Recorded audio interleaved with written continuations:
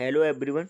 मैं इस वीडियो में आपको 12 step and training electrical engineering के क्वेश्चन कराने वाला हूं, जो आपके एग्जाम की दृष्टि से काफ़ी इंपॉर्टेंट है, क्योंकि ये क्वेश्चन मैंने ओनली प्रीवियस ईयर पेपर से ही लिए हैं। ठीक है, सब प्रीवियस ईयर पेपर में पूछे गए हैं, तो आपको आपके एग्जाम में काफ़ी इंपॉर्टेंट होने वाले हैं, जो आपको काफ़ी हेल्प मिलेगी इस वीडियो से। तो वीडियो को पूरा देखिएगा, और अगर आप हमारे चैनल पर नए हैं तो प्लीज़ चैनल को सब्सक्राइब कर लें और वीडियो को लाइक कर दें। तो चलिए देख लेते हैं। पहला क्वेश्चन है, वन लाइनर क्वेश्चन है सभी। अमीटर करंट का वह भाग जो कलेक्टर करंट बन जाता है, तो क्या कहलाता है? Alpha multiply ammeter current. ठीक है, अमीटर करंट का वह भाग जो कलेक्टर करंट बन जाता है, तो क्या है? जैसे जैसे कि आपको बता दूं, आई सी इक्वल टू एल्फा आई ई। ठीक है, आई सी इक्वल टू एल्फा आई, ये रिलेशन होता है। उत्तम गुड स्टेबिलिटी के लिए ट्यून्ड सर्किट में होना चाहिए। तो गुड स्टेबिलिटी के लिए ट्यून्ड सर्किट में क्या होना चाहिए? High Q call. ठीक है, high Q Q Q call होना चाहिए। ठीक है,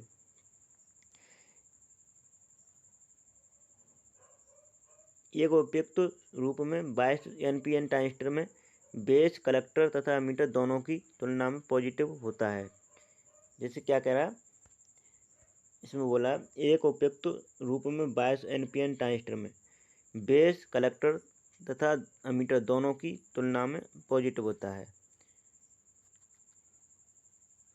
तो आपको पता होगा, मतलब जब बायस की जाती है, बायसिंग, तो जैसे कि हम ट्रांजिस्टर बना लेते हैं, ये ट्रांजिस्टर हो गया। ठीक है, तो ये इसका अमीटर हो गया, एनपीएन ट्रांजिस्टर। ठीक है, और ये कलेक्टर और ये बेस। तो इसमें जो ये बैटरी हम कनेक्ट कर देंगे इससे। ठीक है, और ये इस तरह ये सर्किट बनेगा। ठीक है, तो उसकी बोल रहा है जैसे अमीटर पॉजिटिव रखा जाता है दोनों की तुलना में, बेस और कलेक्टर की तुलना में अमीटर को पॉजिटिव रखा जाता है। ठीक है, तो ये बोला है इसमें। एक forward bias and PN junction diode की डिफ्यूजन कोएफिशिएंट सी डी की करंट सापेक्ष परिवर्तित होती है। तो कैसे परिवर्तित होती है? सी डी डायरेक्टली प्रोपोर्शनल होती है करंट के। ठीक है, अगला क्वेश्चन है, अमीटर एम्पलीफायर में किस प्रकार की फीडबैक होती है? तो एमीटर एम्पलीफायर में किस प्रकार की फीडबैक होती है? तो वोल्टेज सीरीज टाइप की। ठीक है, वोल्टेज सीरीज टाइप की होती है। पीएन जंक्शन, अगला क्वेश्चन देख लेते हैं। पीएन जंक्शन पर रिवर्स वोल्टेज अप्लाई करने पर थर्मल जनरेटेड मैग्नेटिक कैरियर के कारण सैचुरेशन करंट प्रवाहित होती है। जैसे कि क्या बोला, जब पीएन जंक्शन पर रिवर्स वोल्टेज अप्लाई करते हैं। ठीक है, जब पीएन जंक्शन पर रिवर्स वोल्टेज अप्लाई करते हैं, जैसे कि आपको मैं बना के दिखा देता हूँ। ठीक है,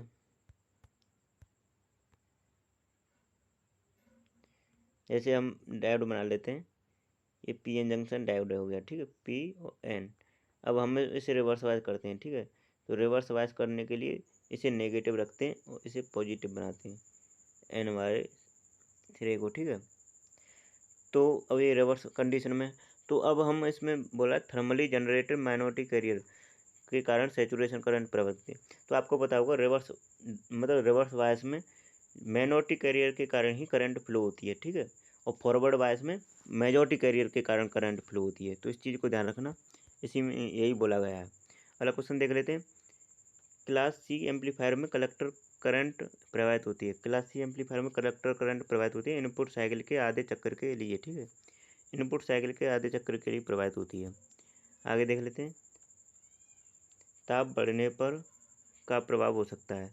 तो टेम्परेचर इंक्रीज होने पर क्या प्रभाव हो सकता है? मॉसफेट की करंट आईडी में कमी। ठीक है, मॉसफेट की करंट आईडी में, मतलब ड्रेन करंट में कमी हो सकती है। ड्रेन टू सोर्स करंट होती है, उसमें कमी हो सकती है ताप बढ़ने पर। ठीक है, अगला क्वेश्चन है, आईजीबीटी। आईजीबीटी एक क्या है? तो आईजीबीटी क्या है?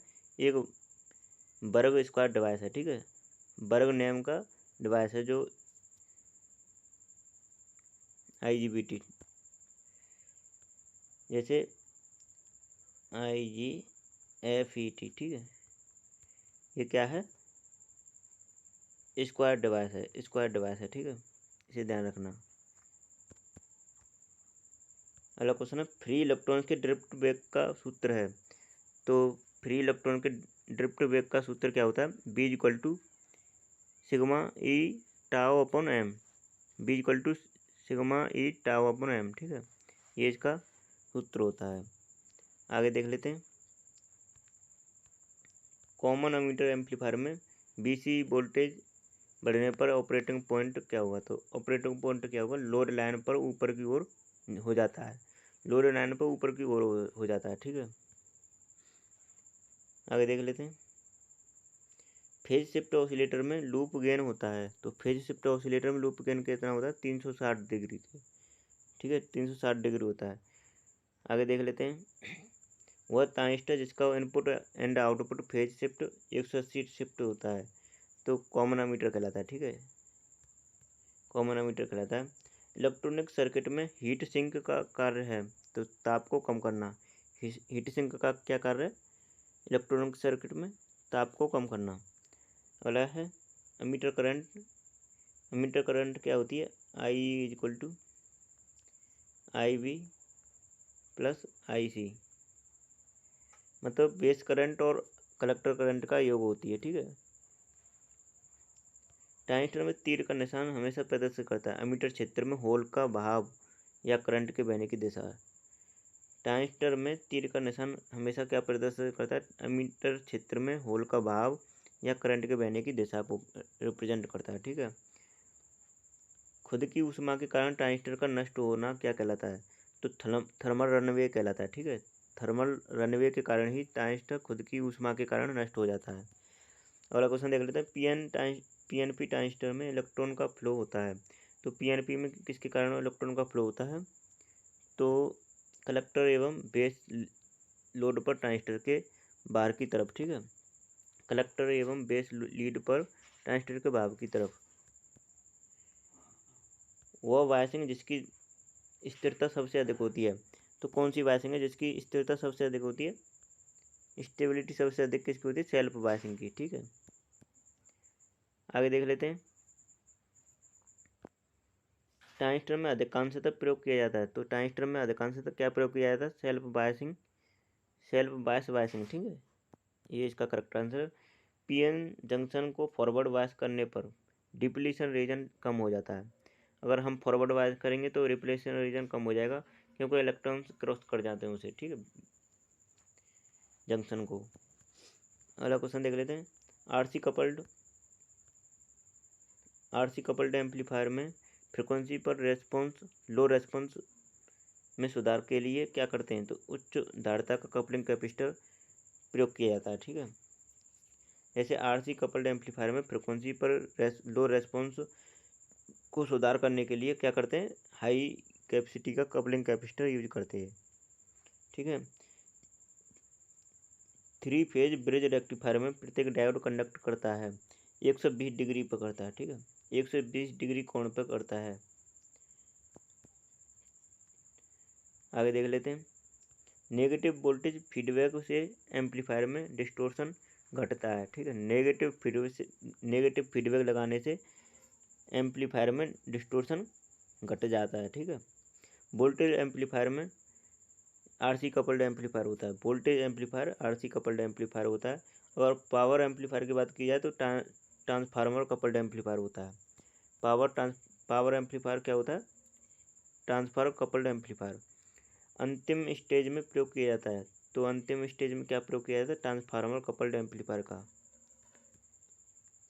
ट्रांजिस्टर एज तो ट्रांजिस्टर क्या है, 3 टर्मिनल डिवाइस होता है।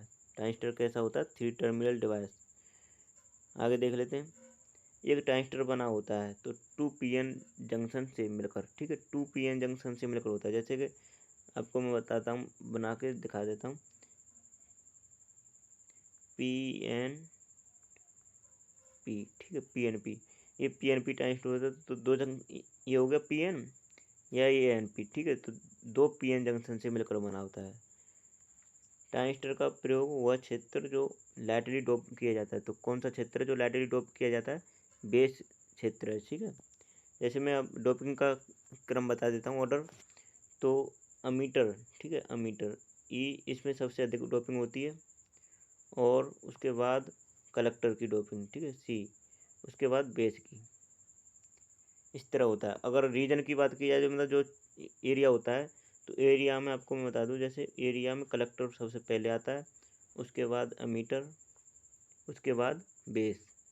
इस तरह इनका क्षेत्र होता है, ठीक है। तो इस ध्यान रखेंगे इसे। ट्रांजिस्टर के कॉमन एमीटर कनेक्शन में इनपुट सप्लाई दी जाती है। तो ट्रांजिस्टर के कॉमन एमीटर कनेक्शन में इनपुट सप्लाई दी जाती है बेस एंड एमीटर के बीच में, ठीक है। बेस और एमीटर के बीच में दी जाती है। ट्रांजिस्टर बाइपोलर डिवाइस है। ट्रांजिस्टर का वह क्षेत्र जो हेविली डोप किया जाता है। तो ट्रांजिस्टर का कौन सा क्षेत्र है जो हेविली डोप किया जाता है? तो मैंने आपको बताया था क्रम, उसी को याद रखेंगे। एमीटर को हेविली डोप किया जाता है, ठीक है, और बेस को लाइटली डोप किया जाता है। एम्पलीफिकेशन के लिए ट्रांजिस्टर को किस क्षेत्र में ऑपरेट किया जाता है? तो एम्पलीफिकेशन के लिए ट्रांजिस्टर को किस क्षेत्र में ऑपरेट किया जाता है? एक्टिव एलिमेंट की तरह, एक्टिव रीजन में, ठीक है। और ट्रांजिस्टर क्या है? Active element. और ट्रांजिस्टर को एक्टिव रीजन में हम ऑपरेट करेंगे, तभी वो एम्पलीफिकेशन के लिए यूज किया जाता है ट्रांजिस्टर, ठीक है। तो इस चीज़ को ध्यान रखेंगे। तो दोस्तों, आपको हमारी वीडियो कैसी लगी? प्लीज़ लाइक कर दें, वीडियो को लाइक कर दें और चैनल को सब्सक्राइब कर लें, जिससे हमारी कोई वीडियो आती है तो आपको सबसे पहले प्राप्त हो सके। तो चलिए वीडियो को यहीं समाप्त करते हैं। Thanks for watching my video.